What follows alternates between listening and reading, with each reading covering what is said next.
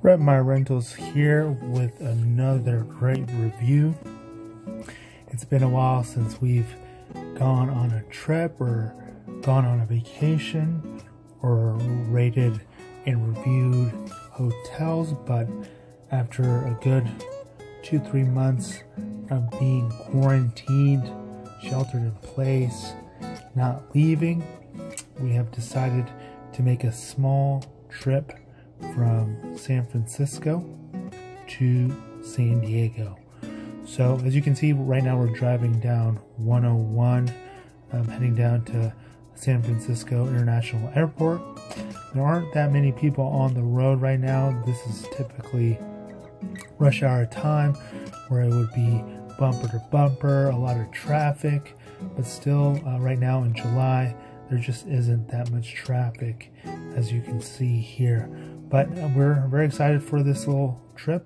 2020 was actually going to be one of our biggest years with traveling and doing reviews and things of that nature, but unfortunately COVID-19 hit, and that really put a damper on our trips for the year. But that's neither hearsay or there say.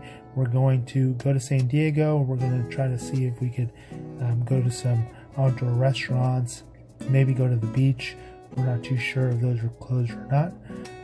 We're not going to be staying in a hotel this time. We do have family there, so we're going to be crashing at our family's place, so there won't be any reviews or hotel reviews this time, but we will be making the trip down there. We've been at home, not doing much here in California. There isn't much to do.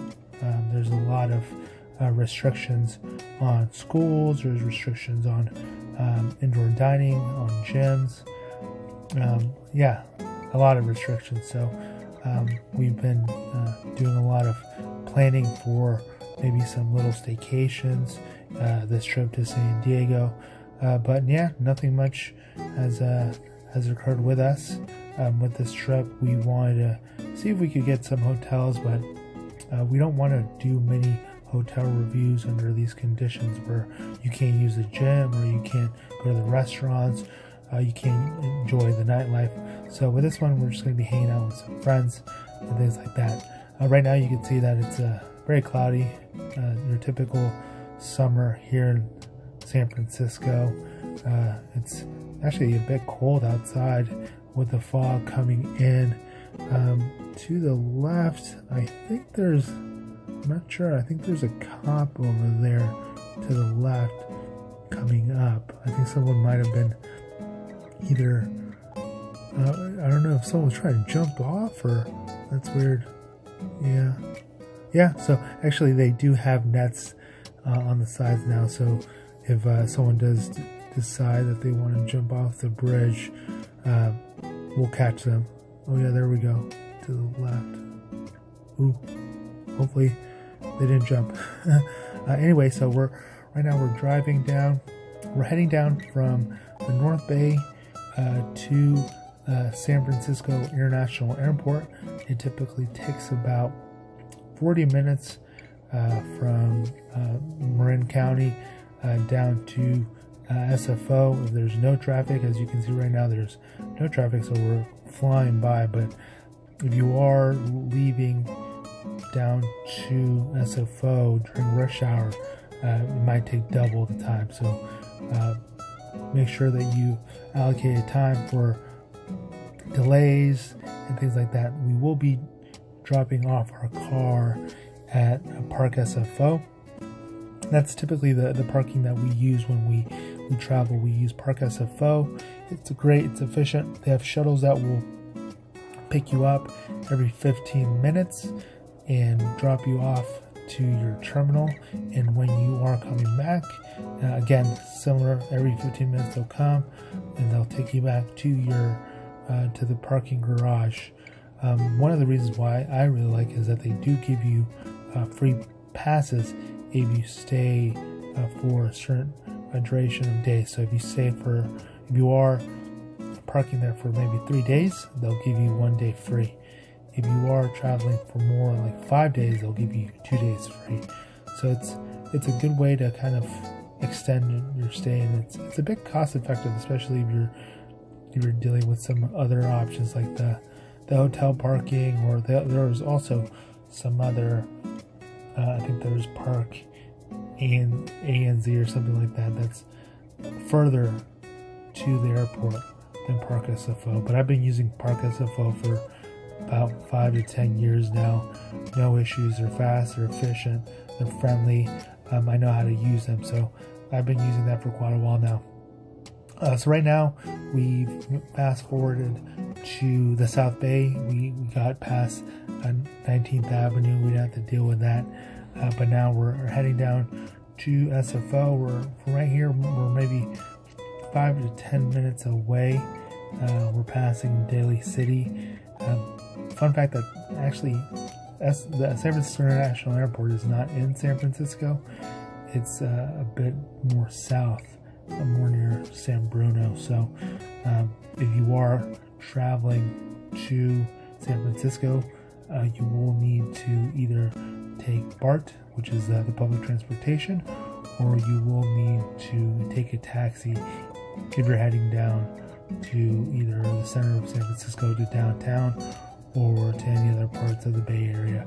But there are 2 airports actually in the Bay Area that are really close by. There's actually 3 to be there's actually 3 airports. There's San Francisco International Airport, the one that we're using. There's Oakland International Airport, and then there's San Jose International Airport. So 3 major airports that you could use while you're living here in the Bay Area, or if you're traveling into the Bay Area.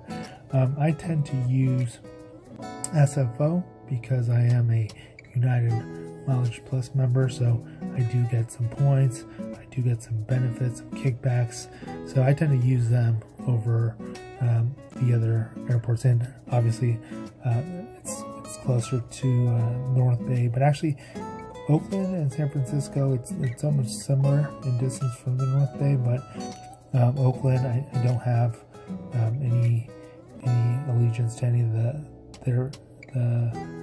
airlines there, so I tend to use SFO. A lot of people think it's a bit complicated using or going to SFO, but I've got it so dialed in that it's no problems at all using or flying through San Francisco International Airport. But we're close by. We're about to take our exit to Park SFO. Again, no real traffic on a rush hour day. Typically, like I said, during pre-COVID, this would be very busy, very hard to drive through, but very quick. Can't complain.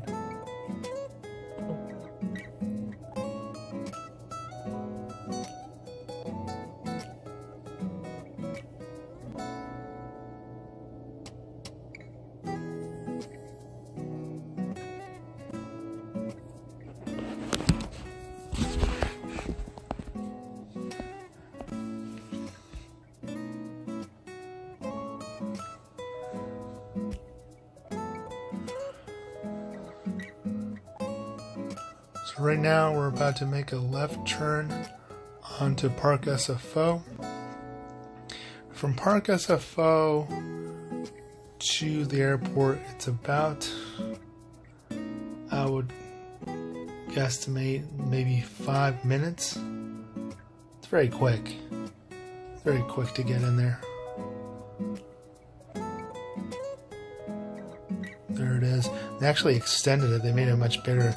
It used to be that first building to the right, and then they built the second building to the left, so they've doubled their capacity. So no issues with finding a spot at all.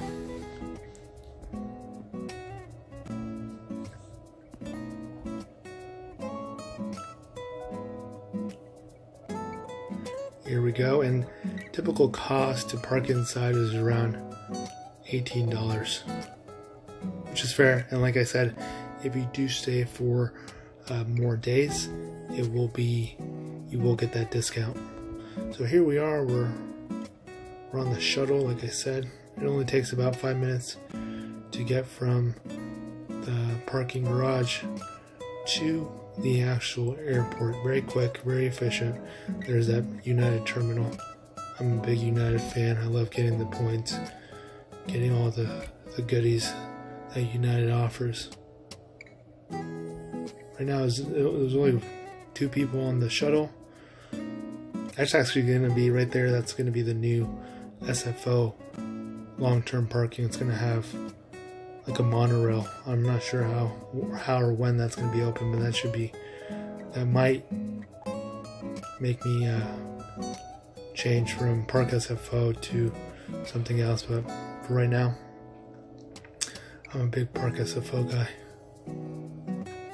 There we go, no traffic. As you can see, that's the main freeway.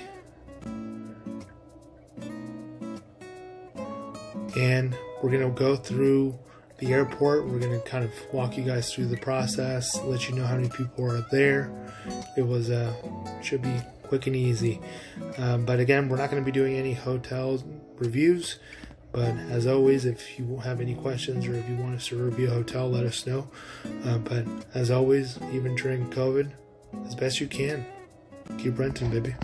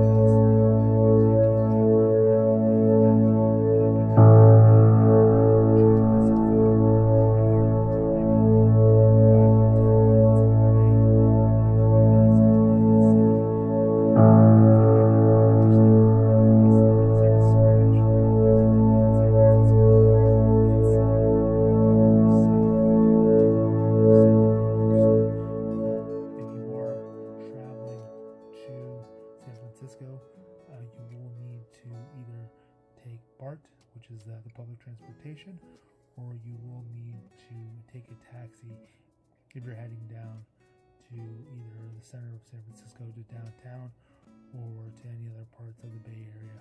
But there are 2 airports actually in the Bay Area that are really close by. There's actually 3 to be there's actually 3 airports. There's San Francisco International Airport, the one that we're using. There's Oakland